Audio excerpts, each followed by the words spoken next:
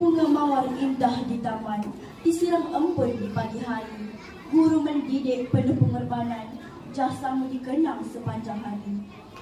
Hari ini kami berkumpul dengan rasa gembira untuk marikan insan yang banyak berjasa, guru-guru yang sabar dan mulia. Terima kasih atas segala ilmu dan nasihat yang berharga. Guru ibarat pelita dalam gelap, menerangi jalan tanpa lelah. Tanpa guru siapalah kami? Ilmu dan akhlak cikgu yang ajari. Kami tahu cikgu penat dan letih, namun cikgu tetap datang dengan senyuman manis. Kami janji akan belajar bersungguh-sungguh agar cikgu bangga melihat kami berjaya kelak. Akhir kata, kami doakan cikgu sentiasa sihat dan bahagia. Semoga segala ilmu yang cikgu beri menjadi pahala yang kekal abadi. Selamat Hari Guru, kami semua menyayangi cikgu.